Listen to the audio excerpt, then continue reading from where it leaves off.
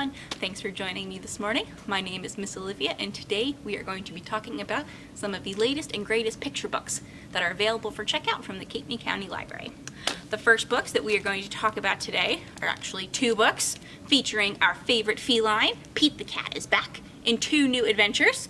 We have the picture book, Pete the Cat, Crayons Rock, and we have Pete the Cat, Super Pete, which is an early reader. Both of these books are, as one would expect, wonderful because they're about Pete the Cat. Crayons Rock is a lovely story about art and how there's no right or wrong way to share and create your art. And Super Pete is an awesome superhero adventure for anyone that likes superheroes. So definitely check out both of Pete the Cat's new adventures, and both of these are written and illustrated by Kimberly and James Dean. So definitely check out Pete. Our next book that I am very excited to share is called The Power of One. Every Act of Kindness Counts, written and illustrated by Trudy Ludwig and Mike Curato. This book goes through in very simple text how one by one we can all make a difference.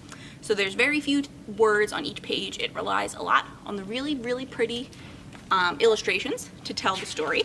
So it goes through how one act, one thing, can lead to a bigger impact. So one kind word, one sincere apology, one big hug can all lead to a greater change. And at the end of the book, there are some great resources for planting seeds of kindness in your community.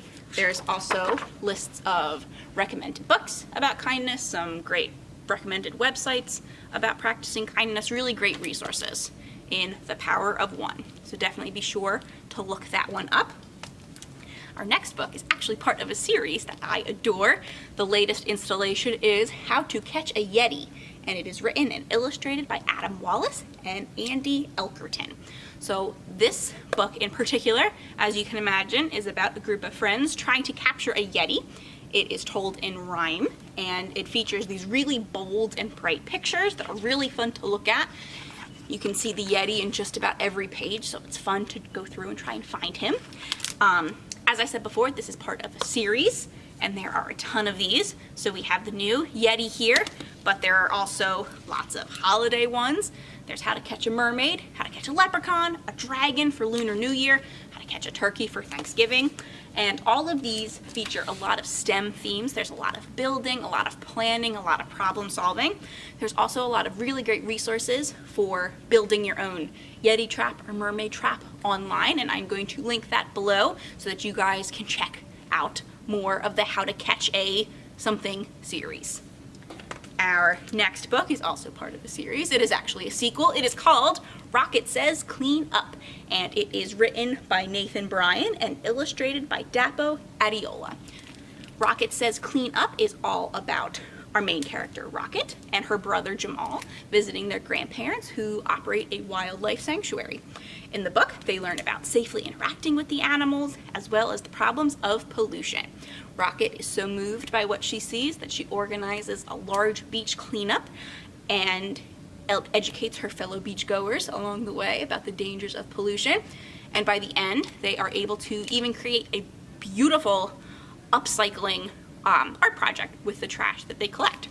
In the back, there is also resources for how to help clean up beaches, how to help reduce pollution, a lot of fun stuff to check out.